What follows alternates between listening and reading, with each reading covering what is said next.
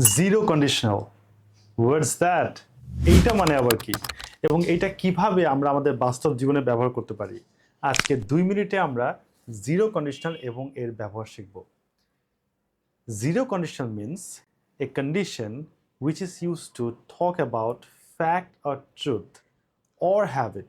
That means something will happen if certain conditions are met.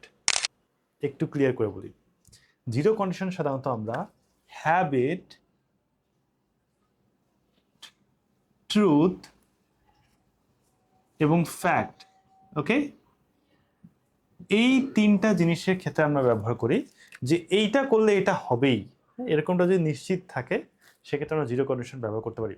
For example, if you hit water it boils. আচ্ছা, আপনি যদি পানি গরম দেন সেটা তো মানে বয়েল হবেই, তাই না? এটা কিন্তু সবসময় হয়, মানে এই কন্ডিশনটা হলে এটা হবেই। এক্ষেত্রে আমরা জিরো কন্ডিশন, এটা খেয়াল রাখতে হবে, এইদিকে ই প্লাস প্রেজেন্ট সিম্পল থাকলে পরেরটাও কিন্তু প্রেজেন্ট সিম্পলই হবে। এটা আমাদের প্রেজেন্ট সিম্পল টেন্সে রয়েছে, প্রেজেন্ট সিম্পল, এটাও কিন্তু আমাদের প্রেজেন্ট সিম্পলেই আমরা করলাম। ওকে, তো this is call zero condition.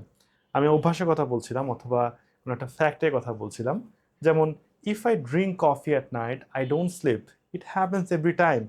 I don't sleep if I drink coffee at night, মানে এইটা হলে এটা হবেই, সবসময় হবে। সেক্ষেত্রে কিন্তু আমরা জিরো কন্ডিশন ইউজ করবো। আরেকটা ব্যাপার হচ্ছে, এখানে ইফের বদলে কিন্তু আমরা ওয়েনও ইউজ করতে পারি। এখানে আমরা ইফের বদলে আমরা ওয়েনও ইউজ করতে পারি, সেক্ষেত্রেও একই নিয়ম প্রযোজ্য হবে। Okay, so zero condition means if plus present simple plus present simple, এটাকে আমরা ইংলিশে বলবো zero conditional. I hope you have understood. If you like this video, don't forget to share with your friend.